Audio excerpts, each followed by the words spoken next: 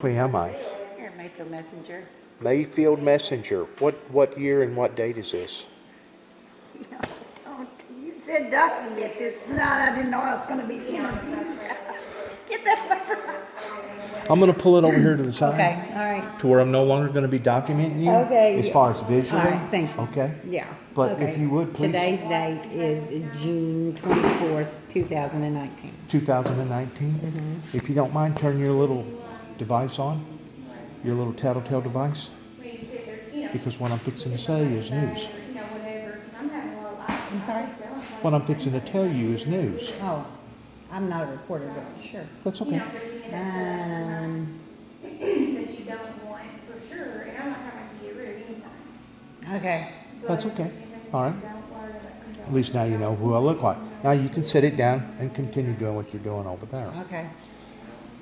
My story actually begins way back in 1983, whenever I had a miraculous miracle that took place in my life of a 1979 Buick Regal that almost should have cut me completely in half whenever I lost 9 units of blood in less than about 30 minutes.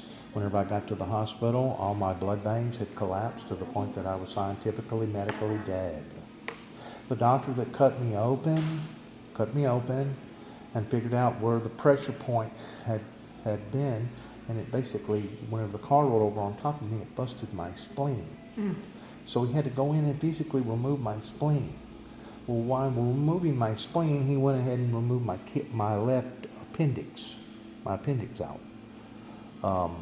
I'd done already had a kidney removed. I'd done already been electrocuted almost to death at the age of 4, and I had other various accidents, such as falling out of trucks doing 70 miles an hour, being in a coma. My left arm's been broke 3 times. My collarbone's been broke twice, dislocated shoulder twice, 2 broken legs, 2 crushed ankles, 3 crushed vertebrae, kidney removed, appendix removed, tonsils removed, spleen removed. So I'm a walking, talking miracle talking to you right now. Follow what I'm saying? Yeah. So in 1983, after I realized that God had spared my life, I made a telephone call to the White House telling them that I was going to be the one to meet the Antichrist, and before the poison arrow struck the flesh of my skin, that I was going to vanish, disappear. Every molecule in my body was instantaneously going to be changed from mortal to immortal in a twinkling of an eye. That's whenever Gabriel was going to blow the trumpet, and that's whenever the angels of God was going to miraculously come down from heaven, and the rapture, or the taking away of the saints, was going to occur. The only problem was, in order for me to meet the Antichrist, that meant that I was going to actually miss out on the first resurrection. Because if you look at the book of Revelations, it actually talks about three different major events. There's going to be 3 different resurrections. There's going to be a resurrection before the Great Tribulation.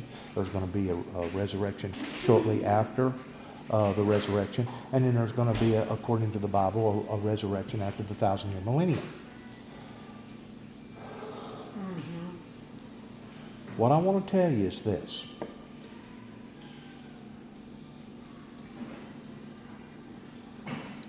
Please bear with me, because this has affected my life in a severe way.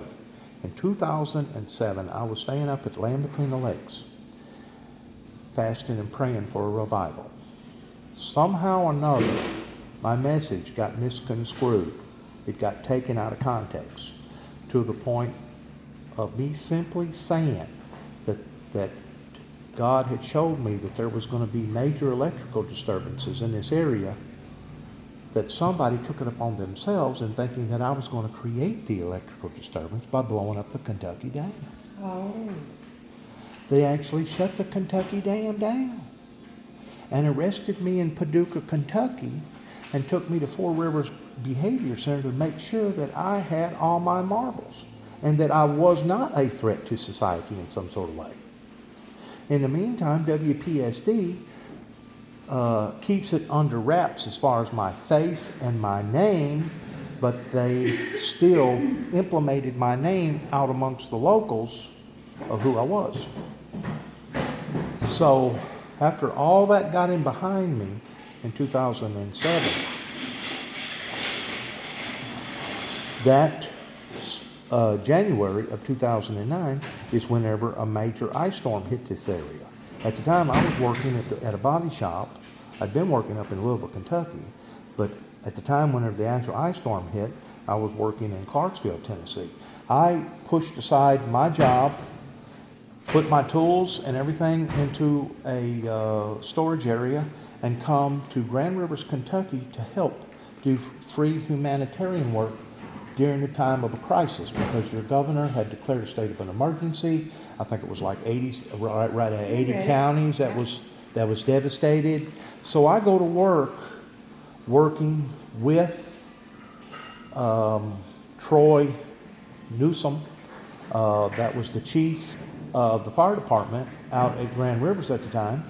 And on about the fourth or fifth day, somebody identified me. They fingered me. And in fingering me, they basically kicked me, run me completely out of Grand Rivers after me working with hands-on with the National Guard, after us going to house, making sure people was not frozen to death, making sure that they had generators or they had some sort of heat to stay alive. After me working hands-on with the fire department there in Grand Rivers, I kind of felt offended, assaulted, because now here I have done quit my job, put all my tools in a storage area, and I come up here to do free humanitarian work, and now I get kicked plumb out of the town.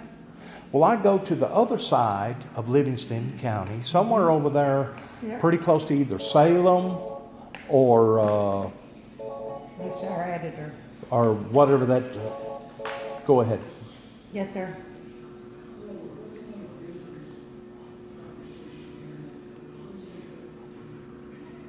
Okay, thank you, sir. We need to talk quiet. Livingston County, or over in Livingston County on the other side, and I was over in the Salem area where the tornado come up through there last night, working with a church group. I'd done already hooked up a generator. I'd done already cut down a tree, and once more I was identified, and once I was identified, those people that I was working with on the other side of the county calls Livingston County Sheriff's Department, and I have 2 deputies that drive out there that escort me from Livingston County back to Paducah, Kentucky. I didn't know what to do at the time. I actually got a license to do free humanitarian work over in that part of the county in Paducah, but I wound up here. And fortunately, they didn't know who I was, and because they didn't know who I was, I'm assuming that they allowed for me to work with them for about 3 weeks in feeding in between 3,000 to 5,000 people, morning, noon, and night, during different intervals towards helping during the crisis. Why, I want to know, was my message misconstrued simply because of me telling people that God had showed me that there was going to be electrical disturbances? Fear. People crazy. All you do is just look around and look at the lightning's doing and stuff. It's all right. Maybe they're just scared. Do you think Jesus would have it easy? His hometown. Turned him down. Kicked him out. Gonna throw him over a cliff. I know. Going to throw him over a cliff and eventually had him assassinated. But anyways. Tried to be assassinated even when he was a baby because he threatened King Herod. Sure. Yeah, I know. But the bottom line is this. I tried to give out an advisory of the 2009 ice storm because electrical disturbances can come in many different forms. It can either come in the form of tornadoes, hurricanes, ice storms, solar flares. There's many different ways that electrical disturbances can come to a society. So how do you need to get your word out without threatening people and making them think you're not a mass bomber? I don't know, because they've already done pre-marked me as me being a monster. Do you have your papers where it says I'm clear of this charge? Yes, Well, you know, yes. I would just I'm say dealing, this. right now, I'm dealing with I'm a sorry, because it's awfully hard. It's hard anyway, no matter what you do, but But I don't I'm- know how to get that mark off. I don't know. Well, Unless you just- can look me up online, Dennis James Juby, Jubby Jackson. And I'm actually a whistleblower, and I'm known by hundreds of millions of people all over the world. I'm known by the CIA, Homeland Security, all the ABC alphabet know me. Dennis James Juby, Jubby Jackson. You're welcome to look me up, and you will see page after page after page of the events towards me being out in Oklahoma City and other areas down in Waco, Texas, towards discovering the truth about this government. Not just the Kentucky government, which is under the Commonwealth, but I'm talking about the government in general that has been sold out to somebody.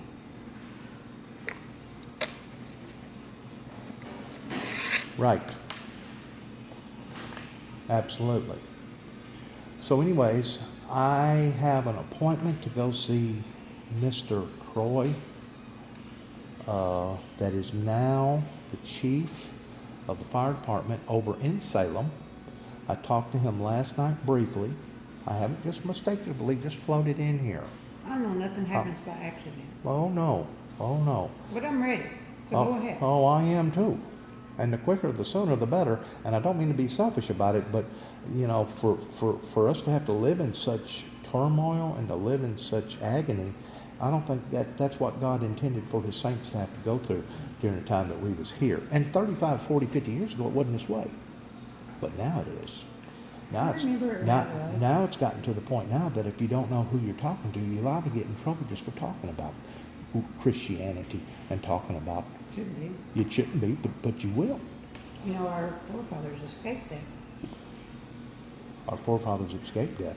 They escaped that same, they came up here for that same reason. Yes, that was the reason why they come over here, to start But that afresh. was in 1500, and then the devil got unleashed. But anyways, I've got an appointment to go speak to Mr. Croy, that is now the chief of the fire department in Salem. So if you don't mind, wish me well. And after you take the story and let your boss listen to it, if you want to do something with it, that's fine. And if you don't, that's fine too. Because like I told you a while ago, I'm known by hundreds of millions of people, beginning with the top ranking officials at the presidency, the vice presidency, the attorney general, on and on and on. Thank you for your time, and good luck to all of us. Shalom. Shalom. Take care. You too. Peace.